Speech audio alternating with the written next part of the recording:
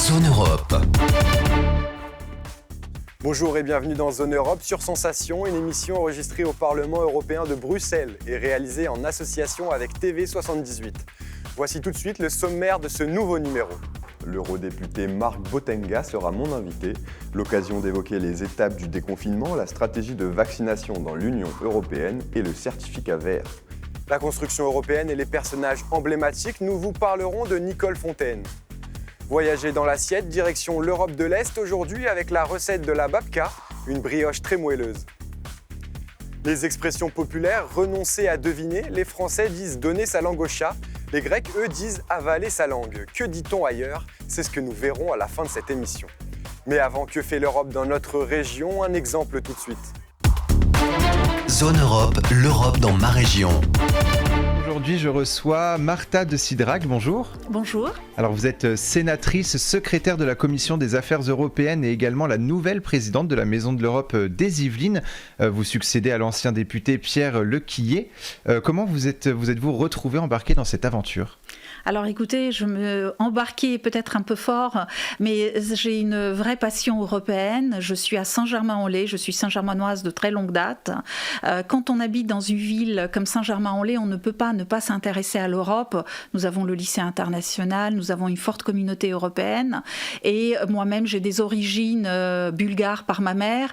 Donc l'Europe est quelque chose d'assez naturel chez moi. Et lorsque Pierre Lequillet, donc le président qui était sortant, et Régina Lecointe, la secrétaire générale, m'ont contacté pour me proposer d'intégrer la Maison de l'Europe. Ma réponse positive, finalement, s'est imposée assez aisément et j'en suis très honorée et très heureuse de l'avoir acceptée. Alors, la Maison de l'Europe des Yvelines a été créée il y a un peu plus de 20 ans par Régina Lecointe. Elle en est toujours aujourd'hui, elle est secrétaire générale, vous l'avez dit. Régina Lecointe, comme la Maison de l'Europe des Yvelines, ce sont un peu des institutions. Quel regard portez-vous sur cette longévité ?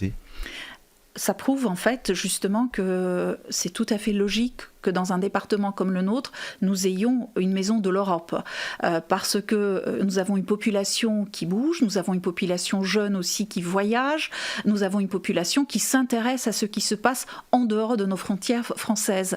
Et comme la Maison de l'Europe a l'une de ses missions, c'est aussi d'encourager la mobilité de nos jeunes, c'était un outil très intéressant, je dirais même important maintenant pour aider à des jeunes de pouvoir découvrir d'autres pays, d'autres langues, d'autres cultures qui quand même font partie de cette grande communauté européenne. Et je crois que c'était assez naturel que nous ayons une Maison de l'Europe dans les Yvelines. Et la mobilité justement des jeunes, c'était le point, c'est le point central de la Maison de l'Europe des Yvelines.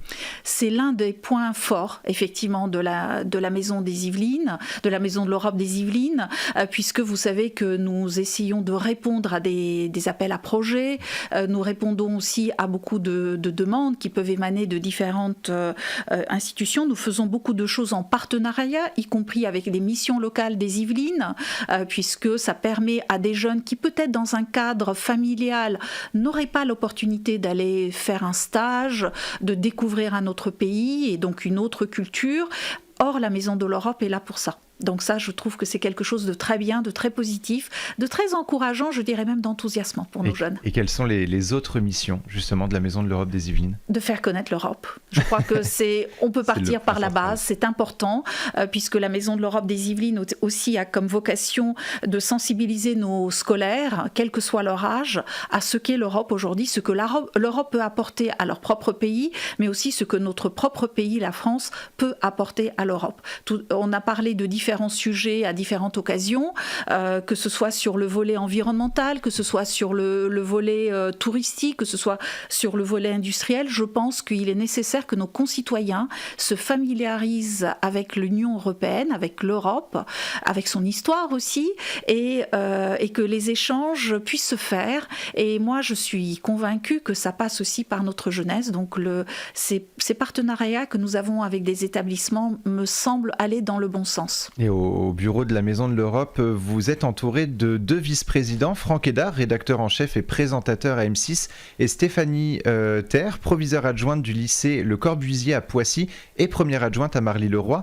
Alors qu'est-ce qui vous rassemble ? Est-ce que c'est la même envie de faire connaître l'Europe ? Oui, je crois. Je connais les 2 personnes que vous avez citées et moi je me réjouis de tout le travail que l'on aura à faire dans la continuité de ce qui a été fait jusque-là par Régina Lecointre et aussi par Pierre Lequillet.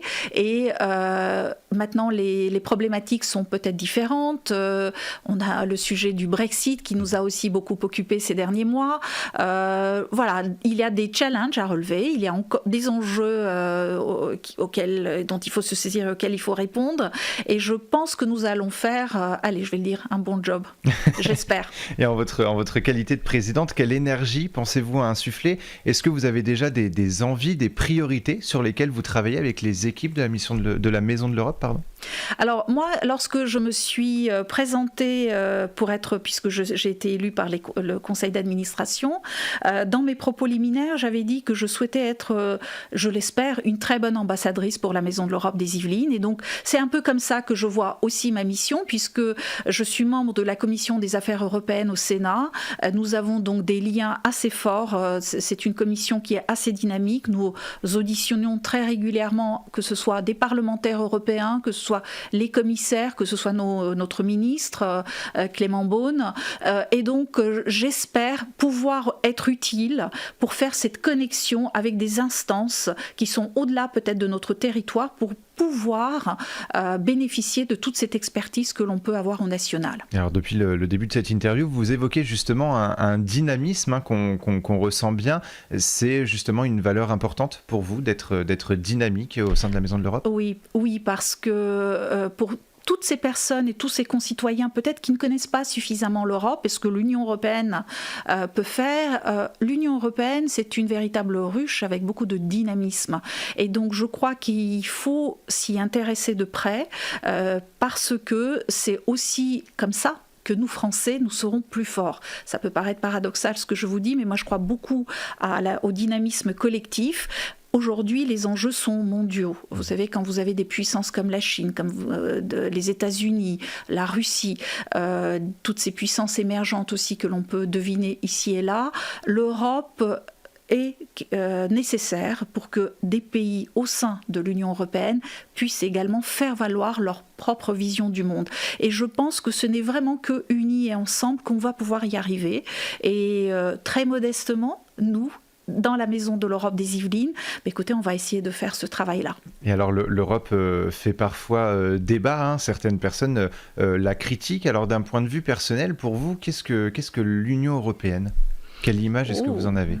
À titre personnel, moi j'ai une image assez positive, même si je peux être critique ici et là sur un certain nombre de sujets. On a eu dernièrement cette polémique, oui, on peut dire polémique autour de la vaccination et des vaccins. Ça veut dire aussi qu'il faut que tout en aimant et en essayant d'aider d'une certaine manière aussi l'Union européenne à mieux se construire, nous sommes en éternelle évolution, ne pas perdre de vue et être critique, hein. On n'est pas dans une béatitude et dans une espèce d'admiration sans borne, je ne suis pas du tout dans cet état d'esprit, avoir la capacité de critiquer ce qui ne va pas pour pouvoir l'améliorer, pour que ça ne se reproduise pas, pour que nous puissions là encore avancer tous au mieux. Et je crois qu'il est très important que chacun de nous contribue à tisser ce lien entre nous. On a bien vu qu'il peut y avoir des distorsions, des incompréhensions entre peuples européens. Et ça, je crois qu'une institution comme la Maison de l'Europe peut aider à casser certaines barrières qu'il peut y avoir, certaines incompréhensions, des voix de nos concitoyens. Lorsque quelqu'un m'interroge, mais là, l'Union européenne a fait n'importe quoi, c'est quoi ces décisions du Conseil, c'est quoi ces décisions de la Commission, c'est quoi ces décisions du Parlement, à nous, membres de la Maison de l'Europe, faire valoir tout cela, à l'expliquer, l'accompagner avec beaucoup de pédagogie. Et je crois que c'est vraiment le sens même de ce qu'une institution peut faire dans nos territoires. Et alors justement, en matière d'actualité européenne, on a beaucoup parlé du Brexit et on sait qu'en Île-de-France, on trouve une forte communauté britannique et que la région s'est positionnée pour accueillir les entreprises installées jusqu'à présent à Londres. Alors quel impact le Brexit a-t-il déjà eu et à quoi doit-on s'attendre dans les semaines ou mois à venir ? Alors, c'est une question qui est en plein devenir. De toute façon, tout le monde suit ça de très près. Effectivement, Valérie Pécresse, vous vous souvenez, notre présidente de région avait dit qu'elle accueillerait toutes les entreprises qui souhaiteraient venir se localiser dans notre région. Je crois que c'est une bonne chose.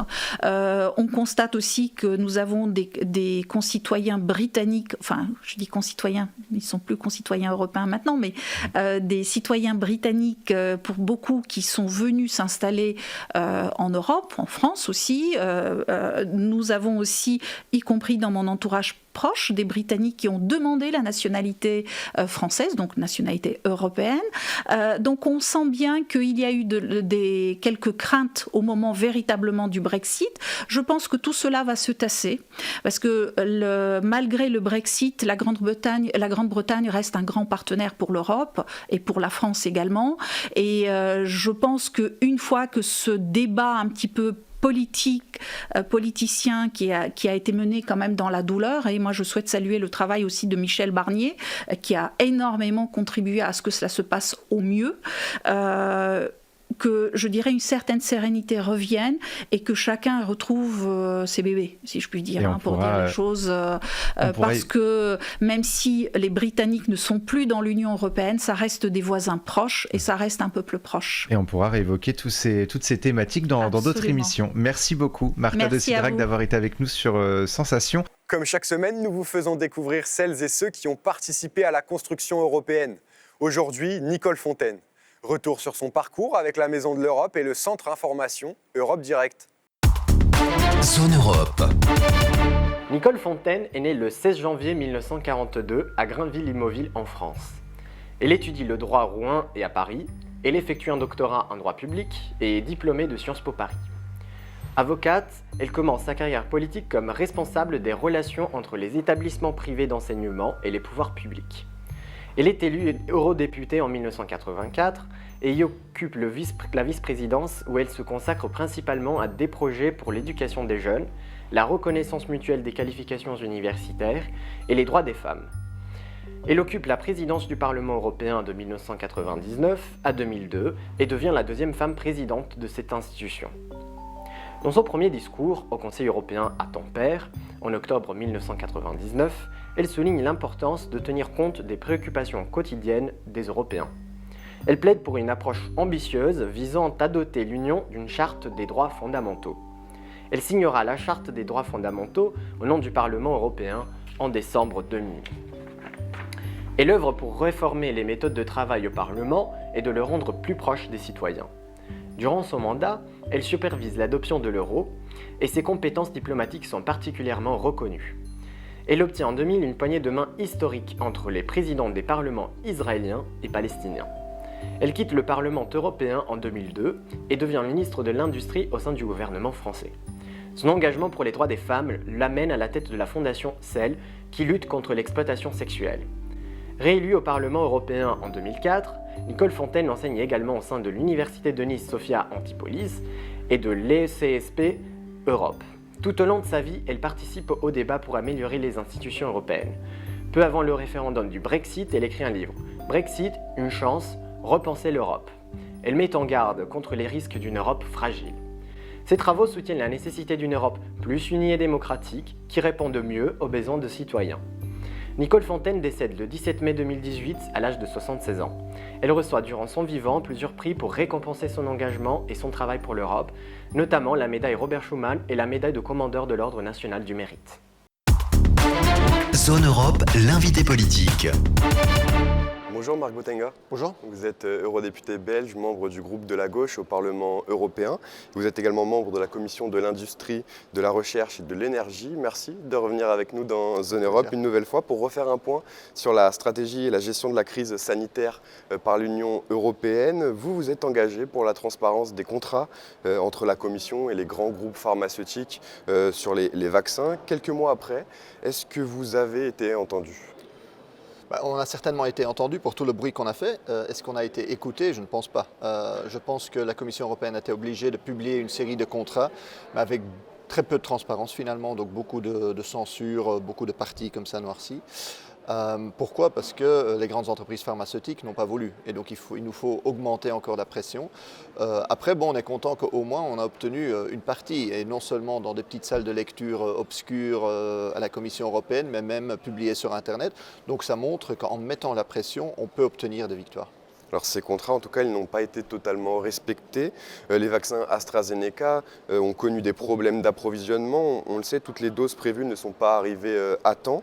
La Commission a d'ailleurs attaqué en justice le groupe AstraZeneca. Est-ce que vous soutenez cette action en justice? Elle a annoncé qu'elle voulait aller en justice pour faire respecter le contrat. Après, il faut voir, est-ce qu'effectivement ça va nous permettre de faire respecter le contrat, d'obtenir des dédommagements?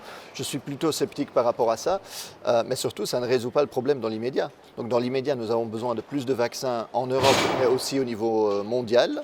Et donc là, on se trouve avec une pénurie qu'on ne va pas pouvoir résoudre avec une action en justice qui va durer des mois ou voire des années. Alors pour accélérer la vaccination, vous avez demandé aux grands groupes pharmaceutiques qu'ils partagent leur technologie.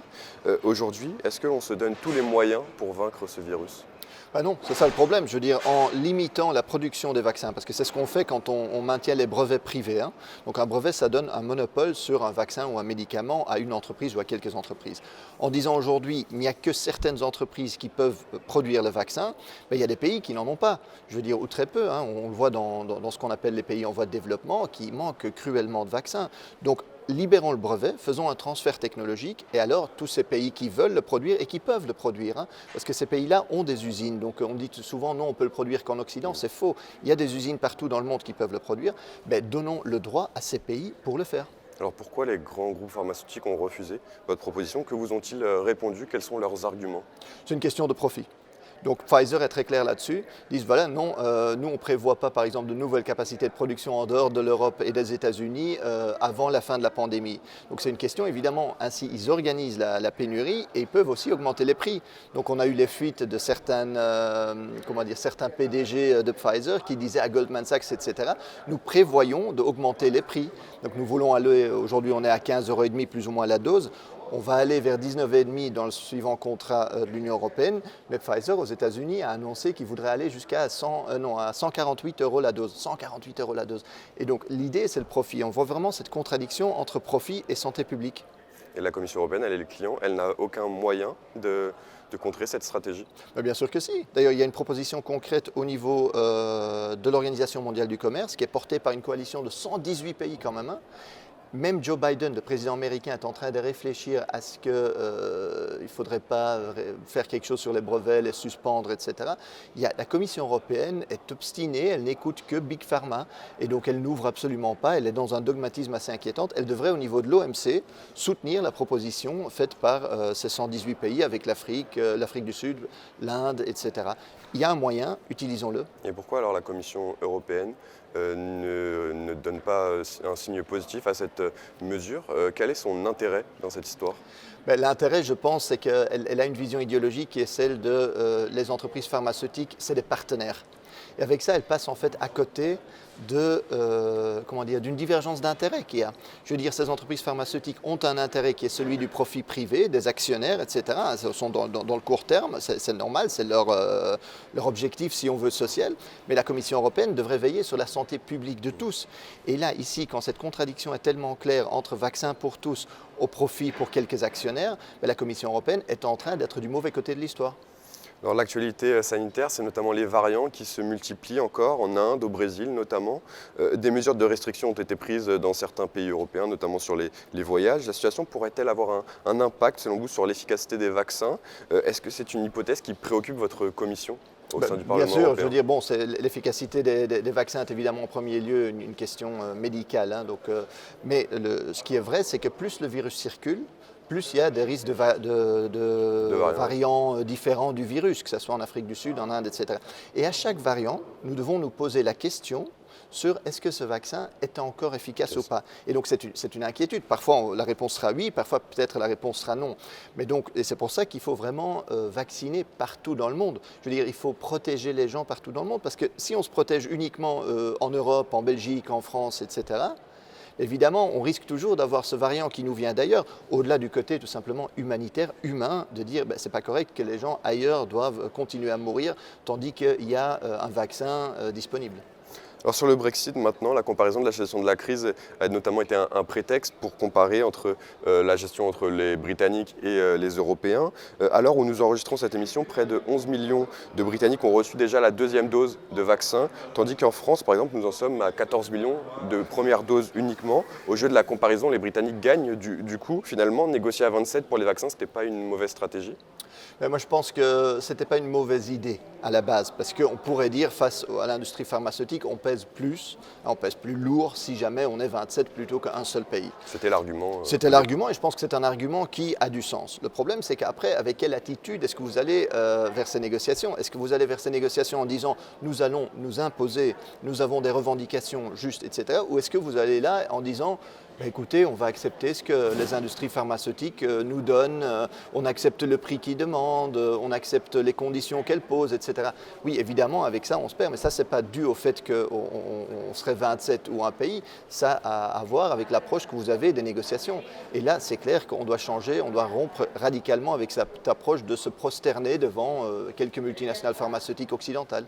Est-ce que quand même Boris Johnson a gagné son duel face à l'Union européenne? Non, je ne pense pas. Je pense que Boris Johnson, aujourd'hui, ce qu'il a choisi de faire, c'est effectivement dire moi je donne priorité à une certaine partie de ma population et de la vacciner plus rapidement. Mais le problème dont on a discuté par rapport à l'accès global reste pareil. Je veux dire, la Grande-Bretagne est une île, mais elle n'est pas isolée du reste du monde. Et donc en disant voilà, je protège aussi les brevets, donc j'accepte la pénurie et je vais juste payer plus. Évidemment, ou payer plus ou accepter certaines conditions plus favorables, évidemment, il ne résout pas le problème mondial. Et le défi que nous avons aujourd'hui, c'est de résoudre le problème mondial. Et je regrette un peu qu'aujourd'hui, on soit dans l'Union européenne contre la Grande-Bretagne. Non, c'est le monde entier contre le virus. Donc il n'y a pas de match, en tout cas, entre d'autres deux pays. Autre sujet, la Commission européenne souhaite la mise en place du passeport vaccinal pour cet été, en tout cas. L'été approche, c'est un défi majeur pour le tourisme notamment. L'OMS, elle, s'est prononcée contre le 19 avril. Pour l'OMS, pas de certificat vert vaccinal, jugeant que cela engendrerait des inégalités entre les individus. Alors je crois qu'au sein du Parlement européen, tous les groupes sont contre.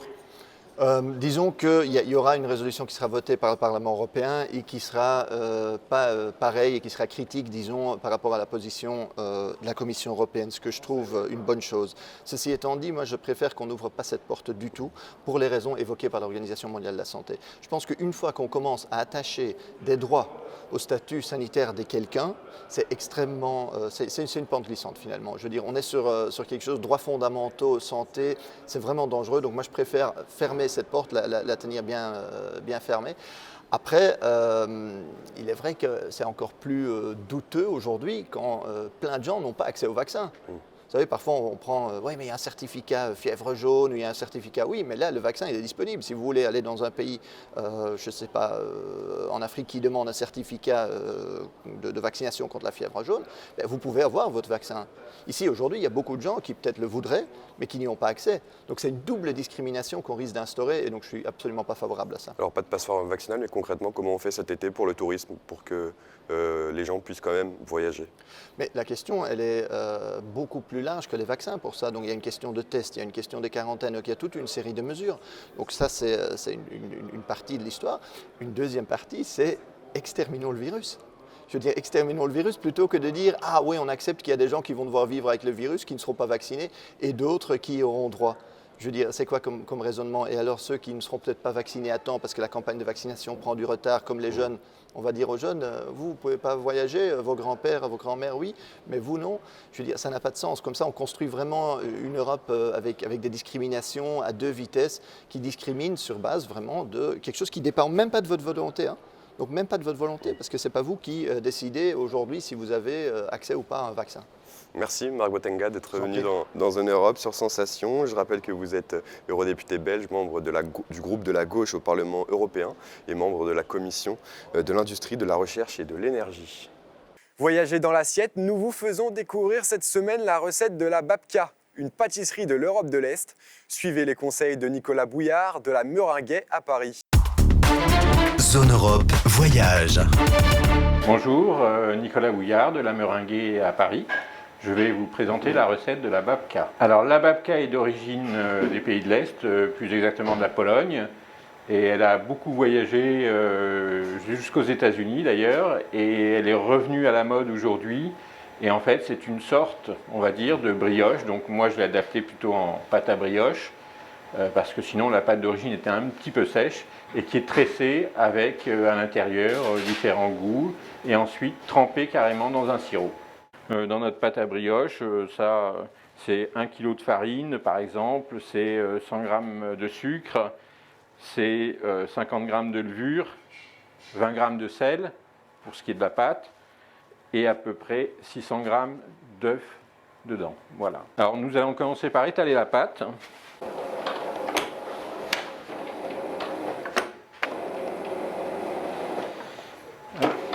Nous allons donc maintenant l'étaler et la couper à la taille de notre babka.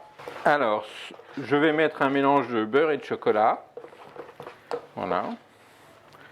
sur la pâte que je vais étaler, et ensuite je vais rouler très rapidement la pâte sur elle-même. Voilà. C'est-à-dire qu'en fait, c'est un mélange de chocolat et de beurre, avec un petit peu de sucre, pour le maintenir, voilà. Il va durcir à l'intérieur de la pâte, et c'est ce qui va créer, notre babka. Donc vous voyez, une fois qu'on a roulé la pâte sur elle-même, on retrouve notre pâte et notre chocolat. On va couper ce cylindre en deux,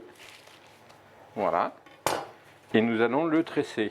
Donc en fait, on pose simplement,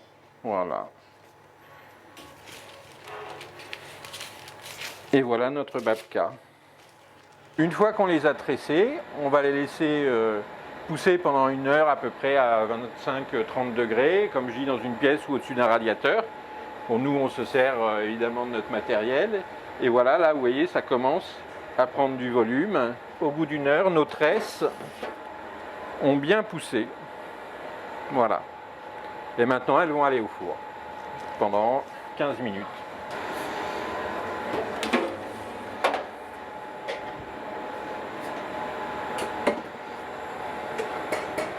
Voilà, ça fait 15 minutes, donc maintenant on va passer au final.